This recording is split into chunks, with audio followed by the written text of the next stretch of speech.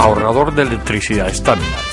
Tras muchos años de implantación en Canarias, les ofrecemos la posibilidad de ahorrar de un 10 hasta un 35% del consumo de su factura de electricidad. Tenemos un ahorrador que se adapta a sus necesidades, sea cual sea su tipo de negocio o industria. Muchos ahorradores puede encontrar en el mercado, pero solo Staminal ha demostrado su eficacia. No deje que los gastos abusivos de electricidad afecten su economía de negocio. Pídanos presupuesto sin compromiso al 921-481-249. Ahorrador de energía Staminal, la solución a sus problemas de exceso de consumo. Ahorre de un 10 hasta un 35% de su factura de electricidad.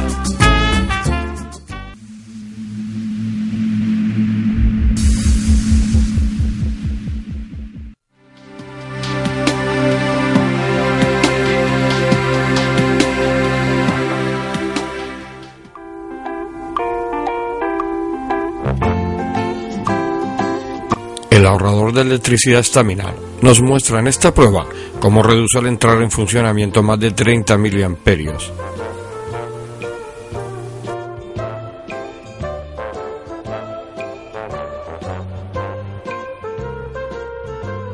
Si observamos la prueba al contrario, al desconectar el ahorrador de electricidad Staminal, observamos cómo aumenta la misma cantidad de miliamperios. La fiabilidad y ahorro de Staminal queda demostrada.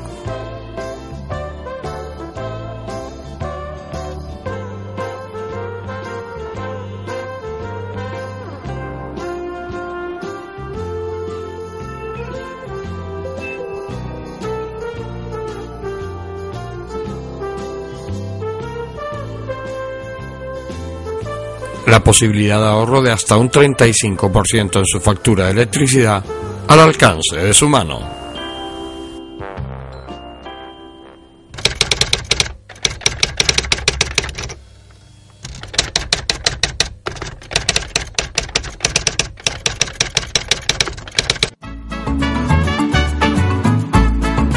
El ahorrador de electricidad Staminal es el único aparato en el mercado que reduce el consumo de electricidad tras haberse instalado en miles de hogares en Canarias.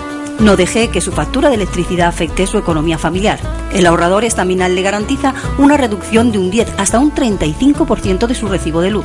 Staminal no necesita ninguna instalación especial, es autoinstalable y no consume electricidad. Diga basta al excesivo consumo de electricidad y llámenos al 928-481-249. Reduzca hasta un 35% de su factura de electricidad. Staminal, su seguro de ahorro. Hola, buenas noches. Empezamos aquí el enfoque, como siempre, con muchas ganas, con ganas, como decía, de información, de hacerles llegar, bueno, pues lo más importante o lo que es noticiable. En este caso, como ustedes vieron en el cartel anunciador del programa, vamos a hablar del centenario de la aviación en Canarias. Se han cumplido 100 años desde que un avión pues aterrizó en Gran Canaria, concretamente en la zona de las canteras, si mal no me equivoco. Y bueno, para hablar de ese centenario que se cumple en este año y que hay muchísimos actos, pues tenemos dos invitados. A mi derecha pues está Manuel Ramos Almenara. Buenas noches, Manolo. Buenas noches. Y a mi izquierda Cristóbal Alsola Linares. Buenas noches, Cristóbal. Buenas noches. Esto Estos dos invitados, hay que decirlo también, relacionados con el aire, lógicamente, han estado relacionados con la aviación. Bueno, pues Manolo ha estado como militar en el Ejército del Aire, y Cristóbal, bueno, pues también ha estado en el Ejército del Aire como piloto y después en líneas privadas de aviación, con lo cual yo creo que saben bastante de aviones. Manolo, centenario, ¿a quién se le ocurre la idea? ¿Quién es o quiénes son o qué institución se le ocurre la idea de celebrar ese centenario? Porque efectivamente hay mucha gente que a lo mejor puede pasar por las canteras y no ve la plaquita aquella que está ahí, que no es muy grande tampoco. Hay que fijarse bien que ahí estuvo Garnier, aterrizó ese avión en 1913. En 1913. Aterriza el avión en las canteras, porque no sí. no está vagando como aeropuerto todavía, ¿no? Sí. ¿A quién se le ocurre, Manolo? Sí, bueno, se le ocurre a la Real Sociedad Económica de Amigos del País de Gran Canaria, patriótica institución que ya legendaria, tiene 237 años de antigüedad y que lleva en sí una vocación aeronáutica histórica. Y entonces promueve esta celebración centenaria de aquel primer vuelo que en los llanos de Guanarteme en 1930, un 30 de abril, realizó León Garnier, un piloto afamado francés asentado en España, realizó el primer despegue prácticamente entre el círculo que hay entre actualmente el Alfredo Kraus, el Colegio de Instituto de Enseñanza Secundaria que está por allí próximo, y la torreta de la CICER. En ese triángulo estaba el campo habilitado de aviación que hicieron, o sea, muy próximo a las canteras. De ahí que el ayuntamiento en su momento pusiera la plaza del aviador Garnier, y con ocasión de las primeras jornadas aeronáuticas que se celebraron en el 2003, se colocó esa placa ya recordando el hecho. Ahí arranca el centenario, y la Económica pues invitó a participar en la organización del centenario al Real Aeroclub de Gran Canaria y a la Fundación Canaria para la Formación Aeronáutica. Estas tres entidades conforman la organización. Y entonces se nombró al efecto una comisión organizadora o ejecutiva de 5 miembros, de la que yo me honro en presidirla como coordinador general, y Cristóbal Alzola es miembro de la comisión y prácticamente el investigador que tenemos para investigar todas las cuestiones de nuestra aeronáutica canaria. Ha quedado claro. Ya sabemos que la Real Sociedad Económica de Amigos del País, que además es una institución que siempre está ahí, uno va mirando hacia atrás y siempre esta sociedad aparece siempre en algo que pasa en estas islas, y sobre todo en esta isla de Gran Canaria aparece la Real Sociedad Económica de Amigos del País, con lo cual hay que hacerle un reconocimiento que yo creo que por parte de los canarios no se ha hecho como se debe hacer. Cristóbal, hablamos de aviación. Canarias y Gran Canaria en particular ha tenido siempre mucha afición, quiero decir, digo la afición esa atrás, incluso antes de que Garnier estuviera aquí, ya había gente muy inquieta con respecto al aire, ¿no? Bueno, pues sí, las primeras facetas aeronáuticas que se produjeron en Canarias, lógicamente, fueron los globos. Entonces, tanto en Tenerife como en Gran Canaria hubieron ascensiones de globos, y precisamente está involucrado ahí un personaje que luego hablaríamos de él, porque es el que va a impulsar, uno de los que va a impulsar el primer vuelo, que se llama Jaime Company. Entonces, este hombre, que trabajó en aquella época, a finales de 1800, en el llamado Circo Totti, que funcionó, entre otras ocasiones, en Santa Cruz de Tenerife, en la Plaza de Toros, y allí fue donde hubo se dice que es la primera ascensión de globo en Canarias. Después vino a Gran Canaria y hizo otra ascensión en Arucas. Y entonces este sistema, y luego otra aquí en Las Palmas, el sistema que tenían es que era una especie de circo. O sea que el globo se montaba de la siguiente forma: ponían una especie de hogar, o sea, un círculo de piedras cubriendo la leña o el combustible que se empleaba para hacer fuego y calentar el aire. Encima se ponía la envoltura del globo sujetada por arriba con unos palos para que no se cayera, y mientras se iba inflando el globo con el aire caliente, pues se iba formando lo que es la envoltura, se iba hinchando. Y entonces de la parte de abajo del globo colgaba un trapecio, y en ese trapecio se montaba como le llamaban en aquella época, un pruebista. Un pruebista, debería ser venía de prueba la palabra, ¿no? Y el pruebista se montaba en el trapecio, y cuando el globo estaba ya suficientemente el aire caliente, lo soltaban. Pero claro, ¿qué pasa con los globos que se llaman globos libres? Que no se sabe para dónde van. Normalmente es hacia donde los lleva el viento. Y entonces, claro, en cuanto aquello que estaba caliente lo soltaba, aquello salía disparado para arriba, y el tío colgado del trapecio. Entonces, hay descripciones en Arucas de una de las ascensiones que no se sabe exactamente si fue el mismo Jaime Company o uno de sus pruebistas, que se llamaba Ricardo. Y entonces aquello salía volando, y claro, ¿qué le pasa con el globo de aire caliente que no lleva su fuego incluido? Pues se va enfriando el aire y el globo tiende a caer. Entonces, claro, sería un desastre para el pruebista que cuando el globo caiga se pega un costalado de mucho cuidado. ¿Y qué es lo que hacían? Cuando estaban ya cerca de tierra, lanzaban una cuerda desde allí y se dejaban caer por la cuerda. Caían al suelo y soltaban el globo. El globo, al ser liberado de ese peso, volvía a subir, y luego ya caía cuando se volvía a enfriar el aire mucho más lejos, a kilómetros. Y ese era el sistema que empleaban en aquella época. O sea, que era más bien un acto de circo. Era más bien un acto de circo, sí, claro, más que otra cosa. Porque sí, el trapecista aquel bajaba después por ahí. Claro, porque no había paracaídas en aquella época. Claro, o sea, que un poco una historia. Y esa fue los primicios de las primicias de las manifestaciones aeronáuticas antes de lo que fue el vuelo de un artefacto más pesado que el aire, que fue el avión de Garnier. ¿Por qué surge, Manolo, ese Garnier decide venir a Gran Canaria, decide hacer ese vuelo? ¿Quién lo gestiona? ¿Quién lo promociona? Sí, precisamente uno de los protagonistas de promoción era este tal Jaime Company. Jaime Company era un personaje muy significativo. Llegó aquí con el Circo Toti, él era procedente de Cataluña, y como nosotros muchos, pues se quedaron en Canarias. El Circo Toti se fue, pero él se quedó aquí.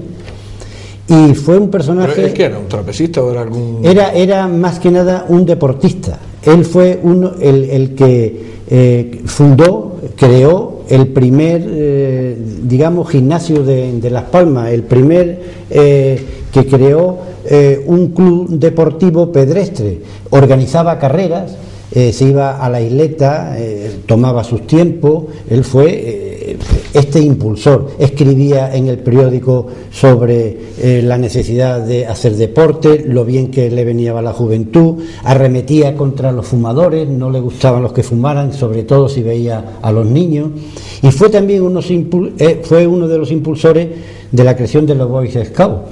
Los Boy Scouts se crearon precisamente en el Real Club Náutico de Gran Canaria, allí se creó, y Company sería uno de los primeros ejercitadores, uno de los primeros profesores de los Boy Scouts aquí. Bueno, él se asentó aquí y se juntó, pues en esa época surgió también otro personaje que se le ha hecho poco justicia, incluso alguna vez he oído alguna crítica sobre él, que era un periodista, Domingo Navarro. Era un periodista que le gustaba mucho la aviación. Él nació en Gran Canaria y era muy joven cuando vino Garnier, pero ya él, junto con Company y junto con un tal empresario que todavía no hemos sabido mucho de la vida de él, un tal Julio Rodríguez, un empresario, pues estos tres individuos fueron los que impulsaron la llegada de Garnier. Encargaron a Company que se pusiera en contacto con este aviador. Este aviador era uno de los más nombrados en aquella época en España. Había venido de Francia y se había sentado en Guipúzcoa, y era un señor que era aficionado a los motores, a los coches de la época, y montó una especie de garaje. Después se cambió a Vitoria y montó la primera escuela de aviación en España. Y por esa época se puso en contacto con Pani y con él para decirle que a ver si podía venir a Las Palmas, entonces se llamaba Las Palmas, a la ciudad de Las Palmas, por el 29 de abril, que celebraban la fiesta de la incorporación de Gran Canaria a la Corona de Castilla, y que querían hacer unos festejos aéreos, que si podía venir. Bueno, entraron en contacto, hablarían de lo que se podía invertir. También ya Tenerife, al tener esta noticia, pues también entró en contacto con Garnier para que también volase en Tenerife. Curiosamente, el barco en el que vino Garnier, porque el avión hay que decirlo que no vino en vuelo, vino perfectamente embalado en el barco, ¿no? El barco pasó antes por Tenerife. Y entonces Garnier lo estaban esperando para hacer la entrevista y tal. No desembarcó porque parece ser que tenía un gran catarro o una gripe, ¿no? Pero el caso es que no pudo y tal. Pero Company se trasladó de Gran Canaria a Tenerife para recibir a Garnier y visitar el campo que se pensaba iba a utilizar Garnier. En fin, era una gestión que tenían que hacer, la hizo Company y tal, y después llegó el barco aquí hacia la mitad de abril y bueno, contrataron a este aviador que curiosamente se fue perdiendo dinero, o sea, con el avión trastocado, tuvo un pequeño accidente y en fin, no sacó la inversión que hizo, porque la gente no pagó las entradas. Claro, es que pretendieron poner una especie de sillas en una especie de campo al lado de Guanarteme para ver el espectáculo, pero claro, la gente desde las canteras, desde las lomas que habían peladas y tal, pues veían los estos, ¿no? Es lo de siempre, ¿no? Lo de siempre. Incluso en aquella época Prudencio Morales, que era un periodista de la provincia y tal, pues con su catalejo veía desde la terraza de su casa el avión de Garnier tal. Y Prudencio Morales tiene algunas crónicas muy bonitas sobre los globos. Hablaba mucho de los festejos de los globos, que en épocas de fiesta pues lanzaban globos libres y que los chiquillos iban corriendo a ver a dónde caían, y esperaban una elevación de globos muy, muy curiosa que salía del Palacio Episcopal, del jardín del Palacio Episcopal, y lo preparaba un tal don Eustiquio, que parece ser, según Prudencio Morales, todos los años por esa fecha don Eustiquio iba con su globo y con un montón de gente para ayudarle, para que no tropezara el globo con las paredes del Palacio Episcopal. Y entonces, cuando a la voz de don Eustiquio, ya está preparado, suelten, lo soltaban. Dice que entre tantos años, que solamente un par de veces el globo de don Eustiquio salió volando. Vamos a hacer un alto en el camino. Estamos hablando con Manuel Ramos Almenara y con Cristóbal Alzola Linares. Estamos hablando del 60º de la aviación en Canarias. Volvemos enseguida. Ahorrador de electricidad Staminar. Tras muchos años de implantación en Canarias, les ofrecemos la posibilidad de ahorrar de un 10 hasta un 35% del consumo de su factura de electricidad. Tenemos un ahorrador que se adapta a sus necesidades, sea cual sea su tipo de negocio o industria. Muchos ahorradores puede encontrar en el mercado, pero solo Staminar ha demostrado su eficacia. No deje que los gastos abusivos de electricidad afecten su economía de negocio. Pídanos presupuesto sin compromiso al 921-481-249. Ahorrador de energía Staminar, la solución a sus problemas de exceso de consumo. Ahorre de un 10 hasta un 35% de su factura de electricidad.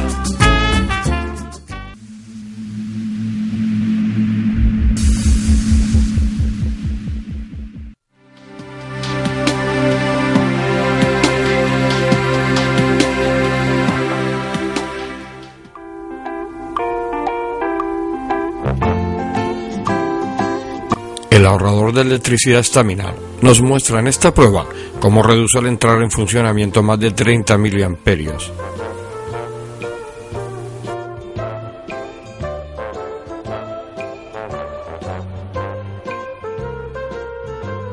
Si observamos la prueba al contrario, al desconectar el ahorrador de electricidad estaminal, observamos cómo aumenta la misma cantidad de miliamperios. La fiabilidad y ahorro de estaminal queda demostrada.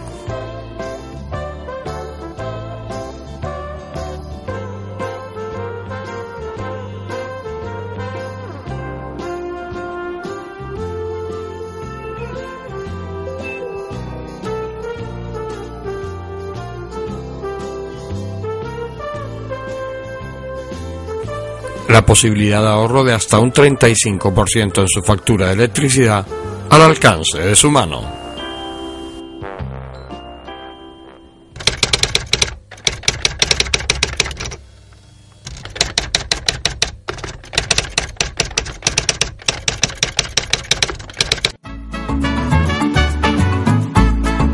El ahorrador de electricidad estaminal es el único aparato en el mercado que reduce el consumo de electricidad tras haberse instalado en miles de hogares en Canarias. No deje que su factura de electricidad afecte su economía familiar. El ahorrador estaminal le garantiza una reducción de un 10 hasta un 35% de su recibo de luz. Estaminal no necesita ninguna instalación especial, es autoinstalable y no consume electricidad. Diga basta al excesivo consumo de electricidad y llámenos al 928-481-249. Reduzca hasta un 35% de su factura de electricidad. Estaminal, su seguro de ahorro. Seguimos aquí en el enfoque, seguimos hablando del centenario de la aviación en Canarias, y una de las cosas muy concretas es que este centenario se celebra. Primero porque el primer avión que hizo esa aparición fue en Gran Canaria, y también debido a esas jornadas aeronáuticas que se hacen cada 2 años, me parece, si no me equivoco mal, Cristóbal, que de Gran Canaria, que es el cual donde se genera todo esto y se genera este centenario, que lo que viene a celebrar es ese primer avión en Gran Canaria, ese primer pilotaje de Garnier, ¿no? Sí, el primer vuelo en Canarias se produjo en Gran Canaria y luego en Tenerife. Y que eso primero fue aquí. Y esto se debe a esas jornadas aeronáuticas que se vienen haciendo desde hace muchos años. Se hacen coincidir el centenario de la aviación en Canarias, se hace coincidir con las jornadas aeronáuticas en Canarias que se celebran cada 2 años. ¿Y desde cuándo se viene? Desde 2003. Desde 2003 cada 2 años se han ido celebrando las jornadas, vamos por la 7ª, creo que es. Sexta. Por la 6ª jornada.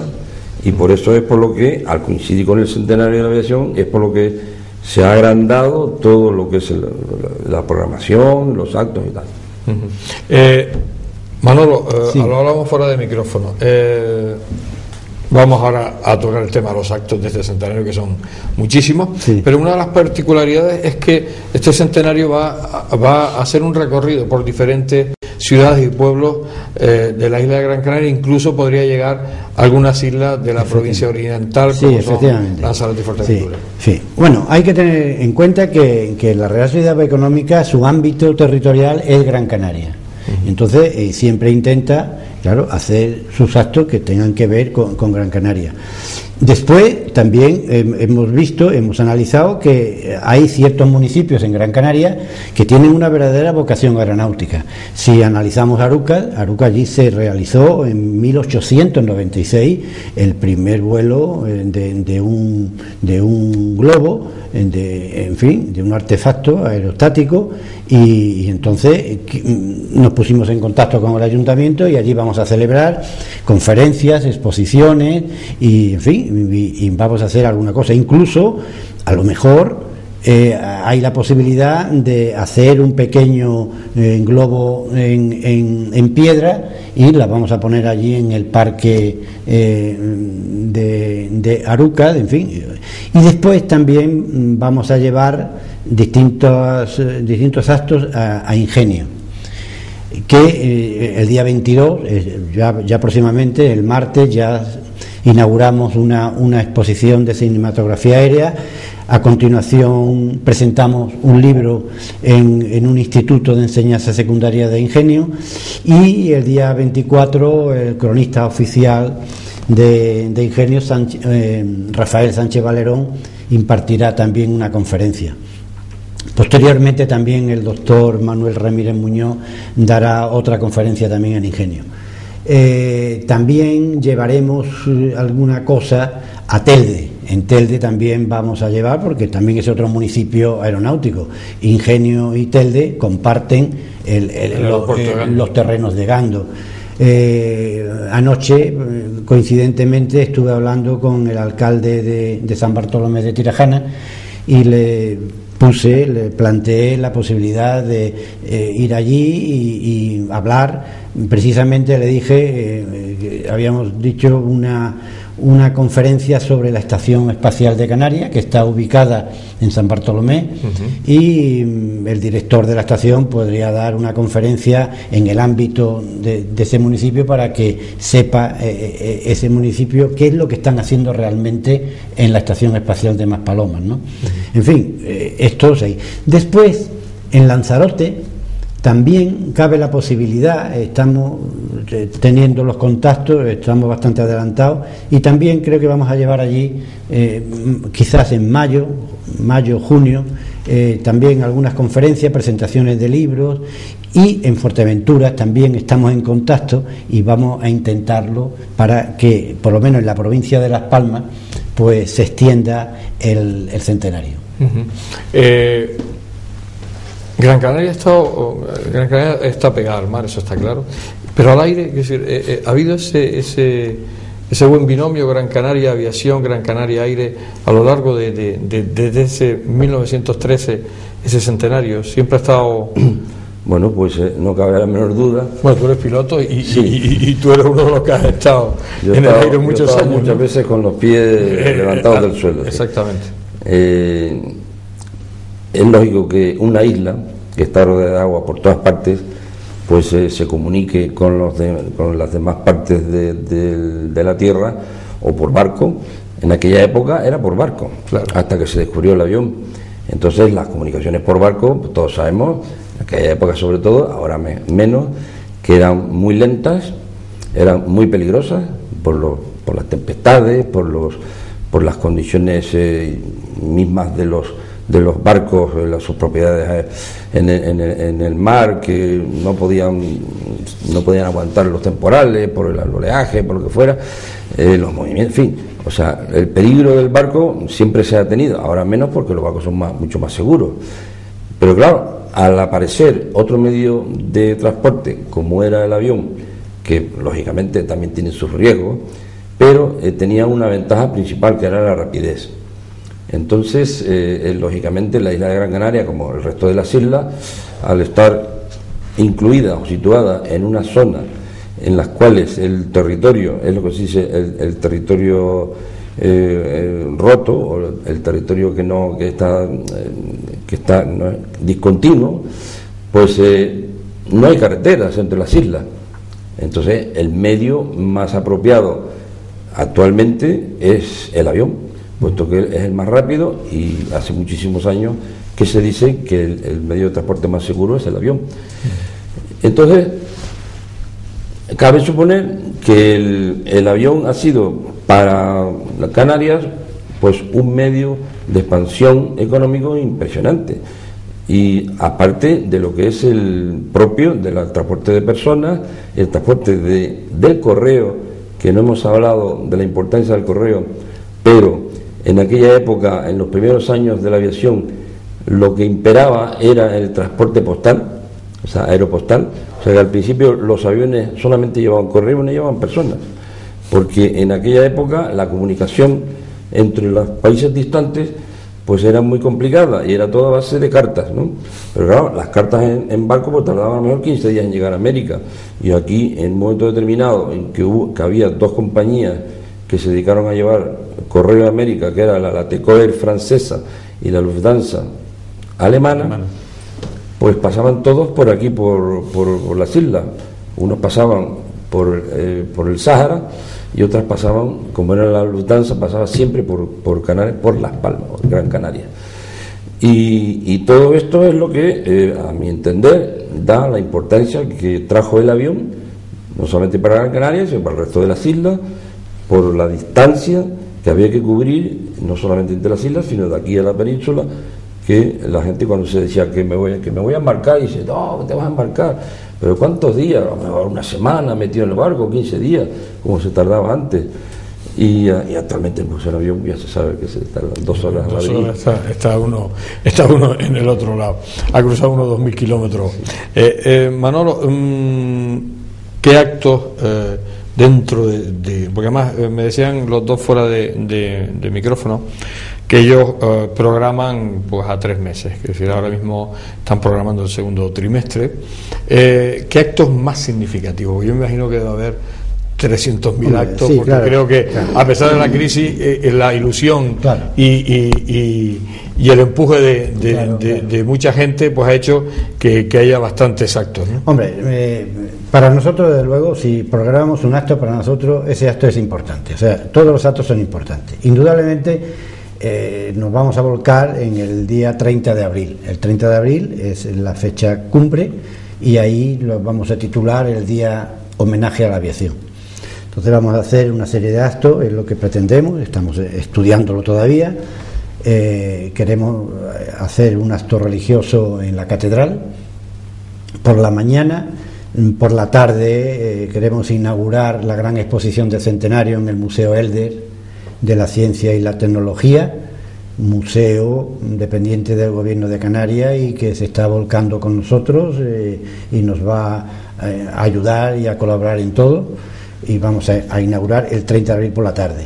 Y ya por la noche pues queremos hacer el acto primordial de homenaje a la aviación en el Paraninfo de la Universidad nuestra, en donde vamos a dar reconocimiento a una serie de entidades de carácter aeronáutico y a una serie de personas, algunas fallecidas, como por ejemplo estos personajes que hemos nombrado, Domingo Navarro y Jaime Compani, ¿no? Y claro, este será el día cumbre. Hay un comité de honor en el cual ha aceptado la presidencia de honor Su Alteza Real el Príncipe de Asturias y, en fin, será en ese comité de honor está el presidente de la Comunidad Autónoma de Canarias, la ministra de Fomento, el de Turismo, en fin, una serie de personalidades que esperamos, algunos ya han anunciado su asistencia a ese día. Ojalá, estamos esperando también la posibilidad de que la Casa Real pues vea propicio que Su Alteza Real, el presidente del Comité de Honor, se pueda trasladar también aquí, ¿no? O sea, ese será el acto principal. Pero claro, hay una serie de actos, le estamos dando mucha importancia al descubrimiento de placas conmemorativas, porque eso será una de las cosas que va a permanecer en la ciudad, recordando, como la que descubrimos el día 11 de enero en el aeropuerto, en la que pusimos al público a la joven piloto alemana Marga von Esdorf, que fue la primera mujer que llegó a Gran Canaria en vuelo, además en solitario desde Berlín, en 1930. Y estaba totalmente desconocida, nadie sabía de ella, y entonces le hemos dado ese impulso y tal. Y así vamos a hacer con otras placas. Ahora, en el día 22, vamos a descubrir una placa en homenaje a las tripulaciones de los hidroaviones que llegaban al Puerto de la Luz, y prácticamente todos ellos eran recogidos por el Real Club Náutico, que los homenajeaba, los aplaudía, y entonces vamos a descubrir una placa en reconocimiento a esos hidroaviones y tripulaciones y al Real Club Náutico de Gran Canaria, ¿no?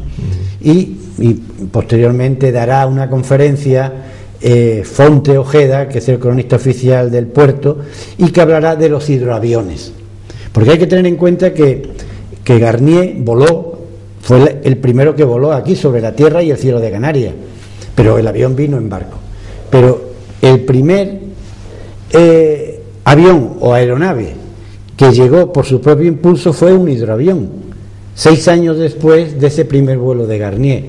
El 19 de diciembre de 1919, el 24 de diciembre de 1919 llegó a Gran Canaria y amarró en el Puerto de la Luz Henry Lefranc y su mecánico Rouault en un hidroavión, un George Levy HB2. Ese fue Claro. El primer avión que llegó por su propio impulso. Y claro, la historia de los hidroaviones en Canarias fue muy importante porque fueron los primeros medios que llegaron aquí. Y el Puerto de la Luz se puede decir que fue el primer aeropuerto que tuvo Canarias, porque ahí tomaban todos los hidroaviones, amaraban todos los hidroaviones. Y después, curiosamente, casi todos ellos despegaban de la bahía de Gando, que llegó a ser auxiliar del aeropuerto marítimo del Puerto de la Luz. O sea que estaba. También hay una de las cosas que me hablabas de que hay un festival aéreo que se está pensando en sí, efectivamente, el festival aéreo lo va a organizar el Real Aeroclub de Gran Canaria por razones obvias, sobre todo por razones técnicas. Son los que están mejor preparados para ello, donde tienen sus directores y están capacitados para eso. Entonces ellos van a organizar el festival, que lo queremos organizar en las canteras. Estamos pensando a ver qué día. Indudablemente tiene que ser un festivo para que la población pueda disfrutar. Entonces estaremos en contacto con paracaidistas, con los parapentes, con los paramotores, en fin, una serie con las avionetas del Aeroclub, y yo creo que va a ser un día pues muy bonito, y muy colorido y de mucha emoción. Así que es importante. Intentaremos estar por ahí nosotros. Vamos a hacer una segunda pausa y ya llegamos a la parte final nuestra.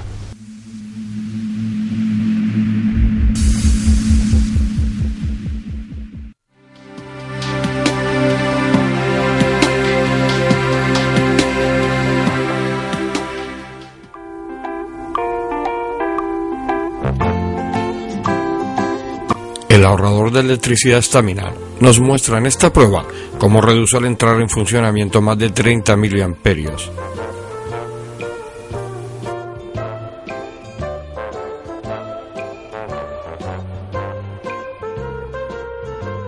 Si observamos la prueba al contrario, al desconectar el ahorrador de electricidad Staminal, observamos cómo aumenta la misma cantidad de miliamperios. La fiabilidad y ahorro de Staminal queda demostrada.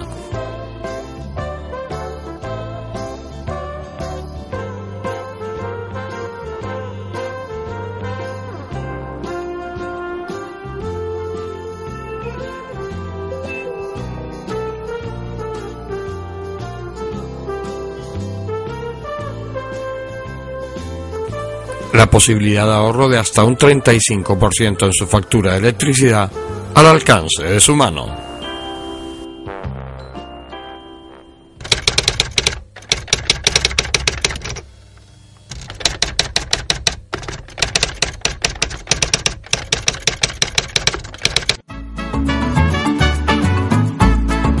El ahorrador de electricidad Staminal es el único aparato en el mercado que reduce el consumo de electricidad tras haberse instalado en miles de hogares en Canarias. No deje que su factura de electricidad afecte su economía familiar. El ahorrador Staminal le garantiza una reducción de un 10 hasta un 35% de su recibo de luz. Staminal no necesita ninguna instalación especial, es autoinstalable y no consume electricidad. Diga basta al excesivo consumo de electricidad y llámenos al 928-481-249. Reduzca hasta un 35% de su factura de electricidad. Staminal, su seguro de ahorro.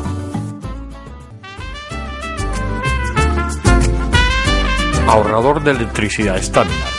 Tras muchos años de implantación en Canarias, les ofrecemos la posibilidad de ahorrar de un 10 hasta un 35% del consumo de su factura de electricidad.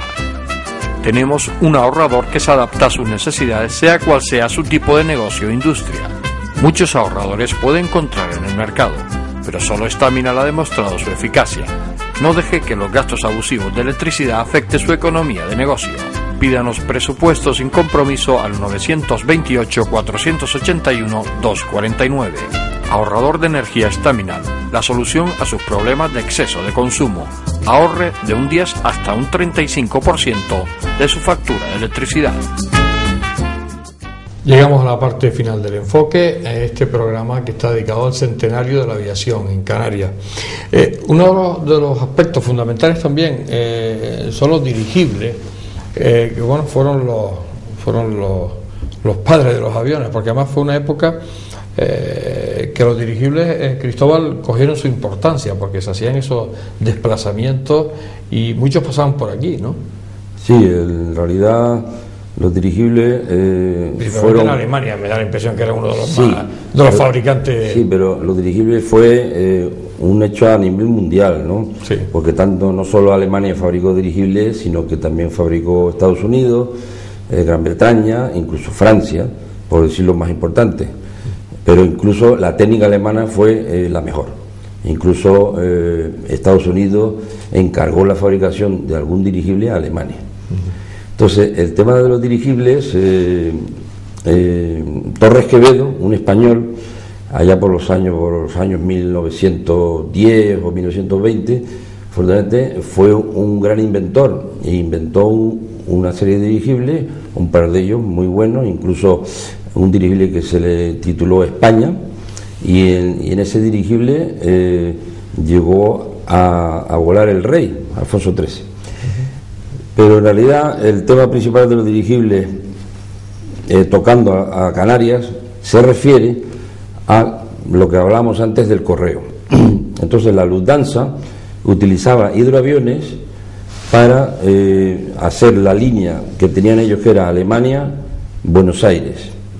Entonces lo tenían muy bien montado. O sea, en un principio eran aviones terrestres hasta Cádiz, y en Cádiz o hasta aquí, hasta Gando, ya el correo se traspasaba a hidroaviones. En un principio los hidroaviones no tenían mucha autonomía. Entonces, ¿qué pasa? Que no podían cruzar el Atlántico los hidroaviones. Entonces lo hacían por barco. Entonces, para ahorrar tiempo, lo que antes se llevaba en barco desde Alemania hasta Sudamérica, en barco todo el tiempo, que a lo mejor se tardaba 2 semanas, pues lo que hicieron ellos fue montar solamente, hacer el trayecto de barco desde Canarias a Brasil, y los siguientes tramos, los tramos terrestres, hacerlos con aviones. Entonces los aviones llegaban en varias etapas hasta Cádiz. En Cádiz cogía un avión terrestre o bien un hidroavión Dornier Ball, igual que el que utilizó Ramón Franco con el Plus Ultra, un hidroavión muy fiable, bimotor. Y entonces el hidroavión lo llevaba hasta Bathurst, que era la Gambia británica, y allí, en un principio el avión llegaba aquí a Las Palmas, amerizaba en Gando. En Gando había una falúa o una preparada, le pasaban las sacas de correo a la falúa salía hacia el puerto de Las Palmas, y aquí estaba esperándole uno de los 2 transatlánticos alemanes más importantes de aquella época, que eran el Cap Polonio y el Cap Arcona. Eran unos transatlánticos de lujo alemanes. Entonces las sacas se las pasaban al transatlántico, el transatlántico hacía toda la travesía del Atlántico hasta Fernando de Noronha, que son unas islas brasileñas que están muy cerca de la costa. Y en Fernando de Noronha había ya otro preparado, otro hidro, recogía las sacas y las llevaba hasta Natal. Natal está en la costa brasileña, y allí ya las pasaban a otro avión terrestre, como podía ser un Junker 52, y ese ya repartía toda la correspondencia hacia el sur, Montevideo, Buenos Aires, incluso llegaban hasta Chile. Vale. Entonces, en una época determinada, cuando los hidroaviones ya tenían suficiente autonomía, ya se atrevieron a cruzar el Atlántico y no hacer la travesía de ese trozo en barco. Entonces, ¿qué es lo que hicieron?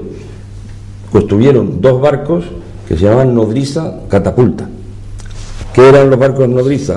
Tenían en el puente, en la cubierta, una especie de catapulta que eran unos rieles con una vagoneta impulsada por vapor.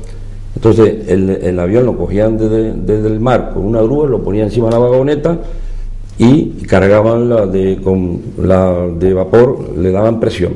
Cuando la presión estaba al máximo, con los motores en marcha del hidroavión a tope, llegaba un momento determinado, el piloto daba una señal y soltaban la vagoneta con el impulso del vapor y el impulso de los motores. El avión se iba al aire directamente, como si fuera un portaaviones. Y entonces ya, claro, el avión iba cargado a tope de combustible, cargado a tope de correo, iba desde el mar no podía despegar. Y entonces hacía ese recorrido desde barco a barco. En la costa americana había otro barco igual, con la misma catapulta, y eso es lo que hacían. y eso fue como eso. Y en el dirigible, pues hubo una época que los barcos lo tenían en revisión y le encargaron a los dirigibles llevar el correo. Los dirigibles más importantes alemanes fueron el Graf Zeppelin y el Hindenburg. Y todos esos dos dirigibles pasaron por aquí, por Canarias y por Gando. Hay en algunos periódicos de la época, se ven fotografías, se ven reportajes del Zeppelin pasando por aquí, por Gran Canaria. Como todos sabemos, el Hindenburg fue prácticamente el último dirigible que se construyó, puesto que se incendió en Nueva York al final de uno de sus viajes que hacían cruzando el Atlántico. Y el problema que tenía el dirigible era el gas que utilizaban, que era el hidrógeno. El hidrógeno es un gas muy combustible, y entonces cualquier chispa, cualquier cosa se incendiaba. Entonces, ¿cuál era la solución? Cargarlos con otro gas que se llama helio, que era inerte, y este no se incendiaba, pero era muy caro. Y además tenía la tercera parte de poder ascensional que el hidrógeno, con lo cual tenían que ser más pequeños los dirigibles. Total, que prácticamente el desastre del Hindenburg fue el no va más de los dirigibles. Ya el avión le cogió la delantera y ya se acabó el dirigible. Aunque incluso el dirigible se utilizó para fines bélicos y los alemanes... Sí, en la Segunda Guerra Mundial y la Primera se usaron los dirigibles para bombardear Inglaterra. O sea que tuvieron su importancia también en efectos de guerra. Manolo, vamos llegando al final de este programa, pero estamos empezando un centenario. Pero ¿cómo lo vas viendo? ¿Cómo lo vas viendo estos gestores? ¿Va saliendo la gente receptiva? Los gran canarios se están enterando de muchísimas cosas que seguramente habían pasado desapercibidas hasta ahora. Estamos percibiendo ese interés y estamos contentos. O sea, se están cumplimentando los objetivos. Los objetivos del centenario son sencillos: dar a conocer todos los aspectos de nuestra aeronáutica, el conocimiento, aumentar el conocimiento de nuestra historia de la aviación y resaltar el transporte aéreo. El logotipo nos parece que es un logotipo muy bonito. El lema es 100 años han pasado volando. Pero también, como decíamos esta mañana en una emisora de radio, hemos acuñado otra frase en la que decimos que Canarias, tal como es, no lo sería sin el avión. Y entonces pues estamos viendo que efectivamente hay un cierto interés y claro, cuando avancen más la semana tendremos mayor interés. Por ejemplo, hoy en la provincia ha salido toda una página hablando de una fecha primordial en nuestra historia de la aviación, que es la llegada tal día como hoy, 18 de enero, pero de 1924, de los 3 primeros aviones terrestres, entre comillas, que llegaron al entonces páramo de Gando. Todavía no era aeródromo ni aeropuerto, eran 3 Breguet 14, que precisamente regaló Canarias al ejército combatiente en África de la campaña de Marruecos, llamado, como todo el mundo sabe, Gran Canaria, Archipiélago Canario y Tenerife. Esos 3 aviones fueron los primeros aviones que tomaron en Gando, en el hoy aeropuerto de Gando, y el primer avión que tomó fue al mando del teniente Martínez de Pisón, el Gran Canaria. Para que no quedara mal la cosa. Se nos ha acabado el programa. Habrá más ocasiones durante este centenario, durante este año, de tener aquí a estos dos amigos. Hay que ya programarlos así de esta casa y habrá momentos, bueno, pues de que podremos seguir algún acto de ellos. Pero también es verdad que como hay todo un año por medio, pues habrá más ocasiones de tenerlos a los dos aquí. Yo creo que por lo menos el espíritu de ese centenario, esas ideas de estos organizadores, y que, bueno, con la única intención de que la gente se entere un poco de lo que es la aeronáutica en Canarias y en Gran Canaria en particular, pues yo creo que están consiguiendo esos objetivos, como decía Manolo, y también lo recalcaba Cristóbal. Manuel Ramos Almenara, gracias por estar aquí. Ya digo que habrá más ocasiones de seguir hablando de a ustedes por darnos la posibilidad de venir aquí y divulgar un poco nuestra saben que tienen las puertas abiertas y esta casa para lo que sea. Gracias, Manolo. Y Cristóbal Alzola Linares, lo mismo, gracias por estar aquí. por habernos informado también de esa historia, y yo creo que habrá más ocasiones. Estamos obligados a defender el centenario de la aviación en Canarias como canarios, bueno, canario y yo, y la importancia que tiene para las islas la aviación. Eso está claro. Gracias, Cristóbal. Señores, se nos ha acabado el programa.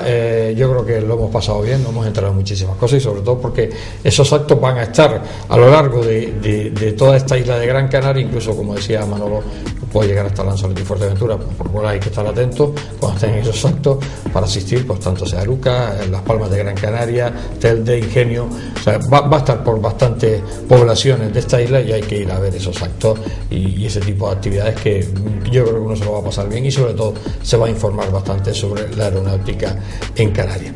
Gracias por estar ahí, les espero, como no, la próxima semana aquí en El Enfoque. Hasta siempre.